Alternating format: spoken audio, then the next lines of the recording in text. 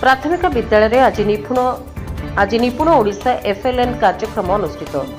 गौड़ ढेपागुड़ा प्राथमिक विद्यालय आज निपुण ओडिशा एफएलएन कार्यक्रम अनुष्ठित हो जाइए। कार्यक्रम में पेंडिली ग्राम पंचायत सरपंच और समिति सभ्या रिबन फिता काटी उद्घाटन करते। कुनि कुनि पिलांक द्वारा सुंदर स्वागत संगीत परिवेषण पर सीआरसी अनिल कुमार बेहरा अभिभाषण देते। ढेपागुड़ा क्लस्टर समस्त विद्यालय प्रथम रु तृतीय श्रेणी छात्र छात्री और शिक्षक आसी जोग देते। ଏହି କାର୍ଯ୍ୟକ୍ରମର ମୁଖ୍ୟ କାରଣ ଥିଲା ଛୋଟ ଛୋଟ ପିଲାମାନଙ୍କୁ ମୌଳିକ ସାକ୍ଷରତା ଜ୍ଞାନକୌଶଳ ଏବଂ ସଂଖ୍ୟା ଜ୍ଞାନ ଦେବା ପାଇଁ। ଏହା ଏକ ପ୍ରୟାସ ବୋଲି ବିଓ ରତ୍ନମୟୀ ପୁରୋହିତ କହିଛନ୍ତି। ସାକ୍ଷରତା ଏବଂ ସଂଖ୍ୟା ଜ୍ଞାନ ବିଷୟରେ ବିଭିନ୍ନ ଷ୍ଟଲ୍ ପ୍ରଦର୍ଶନୀ କରି ଶିଶୁମାନଙ୍କୁ ବୁଝାଇଥିଲେ।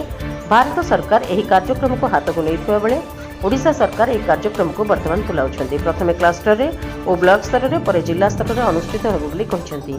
ଏହି କାର୍ଯ୍ୟକ୍ରମକୁ सीआरसी अनिल कुमार बेहरा आयोजन करथिबा बेले प्राथमिक विद्यालय ढेपागुड़ा प्रधान शिक्षक और शिक्षक माने संपूर्ण सहयोग करथिले। हमर ढेपागुड़ा क्लस्टर रे निपुण ओडिशा कार्यक्रम चली छे। ए कार्यक्रम रो मुख्य उद्देश्य है जे आमे विद्यालय स्तर रे जो प्रोग्राम गुडा क्लास 1 टू 3 काई पिला मौलिक साक्षरता और संख्या ज्ञान देवा कार्यक्रम चली ताको आउ केमिति भल भाव ताको अग्रगति करे पारिबो एवं समाज रो विभिन्न वर्ग को सचेतन करे पारिबो जे सरकार कोन कोन प्रचेष्टा चलै छंती से विषय रे कार्यक्रम चली। एटा भारत सरकार को गोटे इनिशिएटिव तापरे ओडिशा रे ताको निपुण ओडिशा कार्यक्रम हिसाब रे हितला जोटा ब्लॉक तो आगे हमर क्लस्टर स्तर रे हबो तापरे सेटा ब्लॉक स्तर तापरे जिल्ला स्तर एमिति करे आगु को बढ़िबो।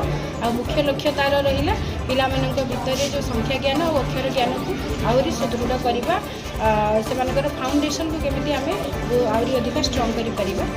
धन्यवाद। रायगढ़ जिला Gudari block Loknath Sahu report republic Odisha साधारण लोकों स्वर।